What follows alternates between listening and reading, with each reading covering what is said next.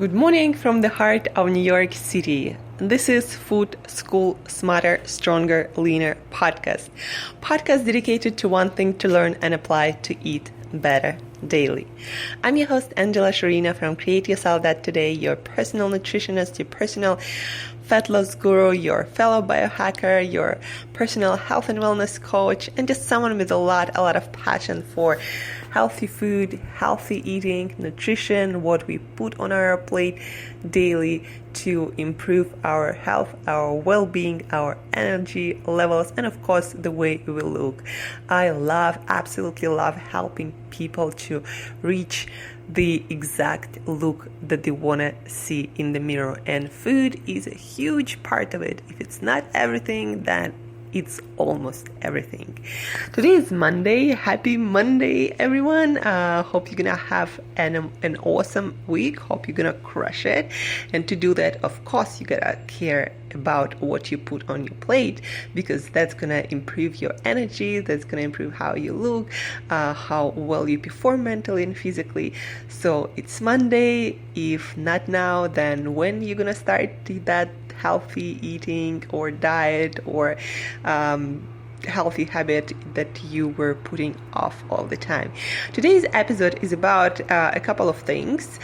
First of all, this whole week, that's a mini announcement, I'm going to be reviewing fat loss strategies from all the books that I've recently read, that recently came out from all the PhDs about intermittent fasting, about calorie and energy balance, about ketogenic diets, about healthy eating, healthy lifestyle, performance, fitness, everything especially and related to fat loss.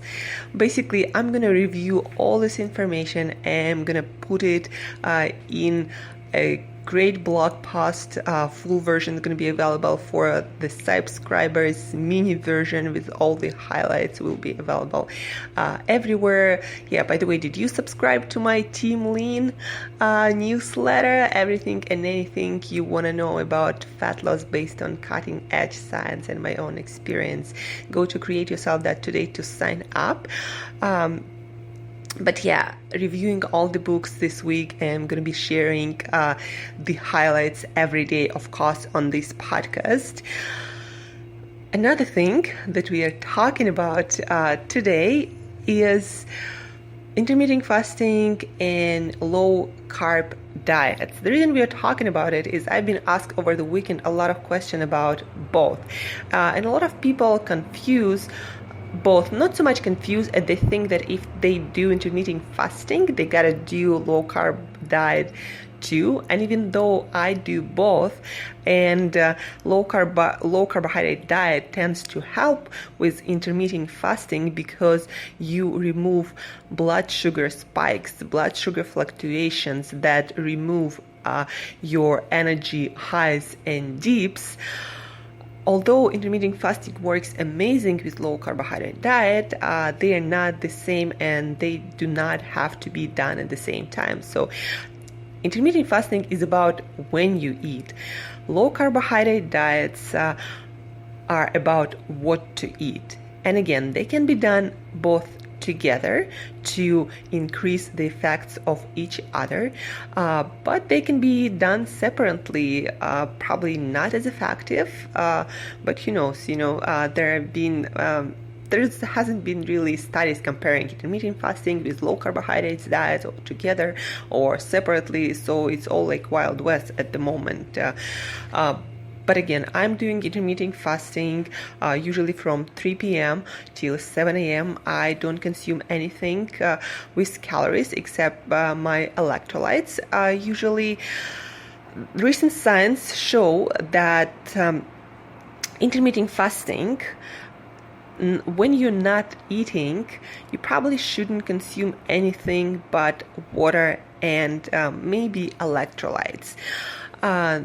And maybe calorie-free drinks like coffee or something like herbal tea, even things like, again, electrolytes that I'm drinking sweetened with stevia have a question mark.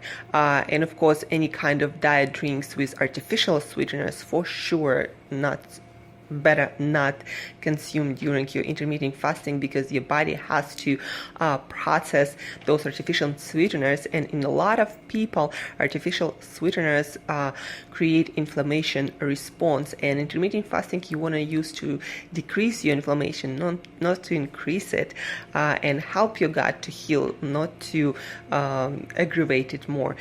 So intermittent fasting, some people do fat intermittent fasting, meaning consuming something with a few calories, not a lot, not a whole stick of butter, but something like fatty coffee that has around maybe 200 calories, with a spoon of MCT oil or coconut oil, with a spoon of ghee or grass-fed butter. A lot of experts, especially in a low-fat or low carb community, not low fat, say that fat fasting doesn't produce a glucogenic response, meaning changing your blood glucose levels, and that might be okay.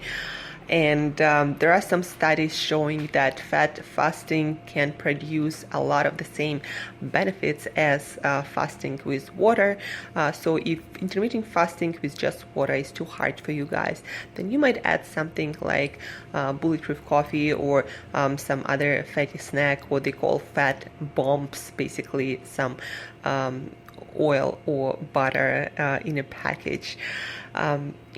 Intermittent fasting is better done earlier. That studies actually confirm. So for example, if you stop eating at 3 at 4 p.m., it's better than if you stop eating at 8 or 9 p.m. Somewhere in between, results probably going to be somewhere in between, but the best practice is to finish your feasting or finish all your meals before the sun goes down.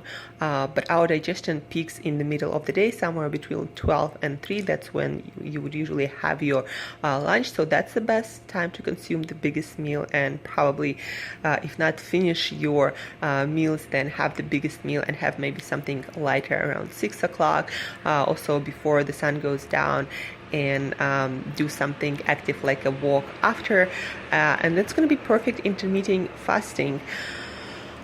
And intermittent fasting does show to help with, first of all, with gut health, because your gut health, the time to repair. Second of all, it helps to maintain weight and help you to lose weight. But again, details apply, meaning some people manage to put in that 1 or 2 meals so much junk, then no intermittent fasting will ever help them, especially if you eat later at night. Intermittent fasting might not be as effective. But that's, my personal conclusions from all the literature, from personal experiences, how I personally look and feel when I eat early in the day compared to when I eat later in the day. Especially if you're a morning person, if you work a lot, if you work out first thing in the morning, you probably want to eat your biggest meal in the morning to help your body to recover, to help to preserve more lean muscle mass, and have less calories during the later part of the day, because you're not doing as much. But some people feel like they work better on an empty stomach. Might be not the best if you work out in the morning and you want to build muscle, but if that works for you, the only thing I really recommend with intermittent fasting is eat your meals before the sun goes down.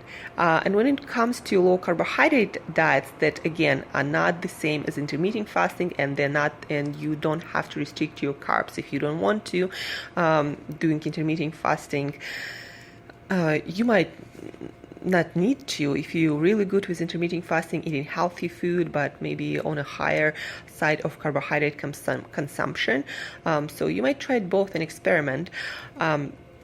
So on a low carbohydrate diets, what does it mean, low carbohydrate diets? Well, it means low carbohydrate diet means 50 to 100 grams of carbs, usually somewhere around 70.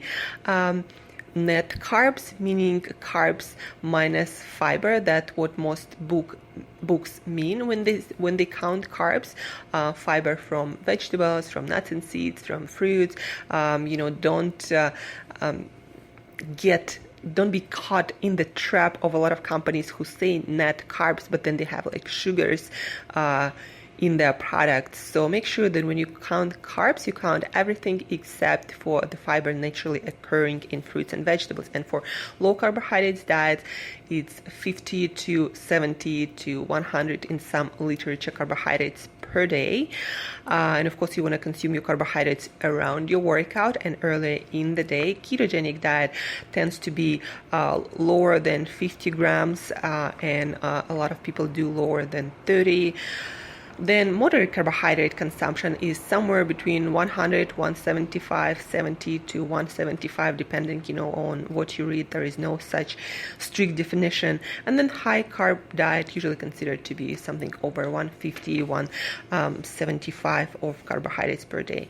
And again, there are people who are doing well on a higher carbohydrate diets. Usually depends on their origin, where they genes coming from, or where they grew up, or their activity level, metabolic health, and of course the quality of foods. Because if you're consuming your carbohydrates from nuts and seeds and vegetables like Brussels sprouts or broccoli, and you consuming 150 carbohydrates from that, it's not the same if you eat some cookies and consuming your carbohydrates from that. Even those are healthy cookies, still not the same, guys. And another kind of fun question or fun detail, I'm often pointed towards or often attacked by vegan people who are like, if you want to be healthy, you gotta be vegan, or you gotta limit your animal product consumption.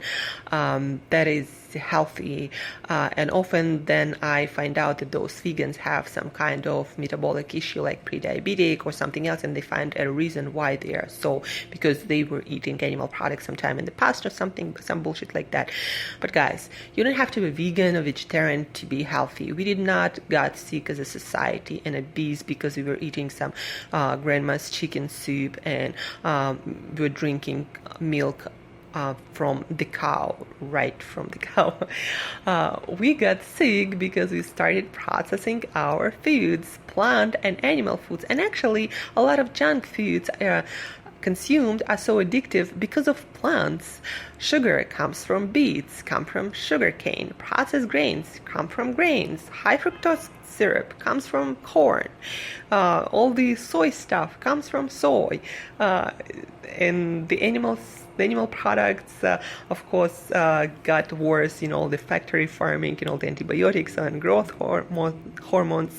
But again, a lot of stuff, a lot of sickness and obesity that we're experiencing as a society come from plants. But most importantly, we want to understand that it's the procession of food that made us sick, not the foods that we were growing, that were alive, that you could hunt, that you could fish, that you could gather, and you could grow. So that's the end of the subject on vegan and vegetarian. I eat my meats. Most of the time I eat fish, but sometimes I eat other animal products too. But I always care about the quality, organic, grass-fed, whole foods versus processed foods. So to recap this episode, guys, intermittent fasting is about when you eat. Low carbohydrate diet is about what you eat. You can succeed with weight loss doing just intermittent fasting or doing just low carbohydrate diets, and both of them can improve your metabolic health done right. But there are details that apply. So intermittent fasting, you can eat different foods. Low carbohydrate diet, you can eat different foods at different times. But in order for you to kind of figure out what works for you, you gotta give it an honest try, being equipped with the best knowledge that is available right now. So you gotta give it an honest try for 2-3 weeks. That's what's recommended by all the coaches, by all the scientists, and then see how your body reacts, what results you get. Stick to some plan. Do it for a couple of weeks. Track and measure the results, do the reflection on your results, and figure out what works for you, because that's the point, guys, to find the diet, the nutrition plan that works for you. it's good to have someone helping you out with that. Why? Because if somebody, for example, like me, not trying to oversell, but if somebody like me spending most of their time researching all these diets, all these nutrition theories, all these science papers and books and everything, and experimenting all the time and working with other people, I just have so much more detailed information that I can give you in a plan than you would ever come up by yourself. And it doesn't have to be me, it can be any other coach who does the same, who spends the same amount of time researching and working on the topics of nutrition, meal planning, fat loss, metabolic health.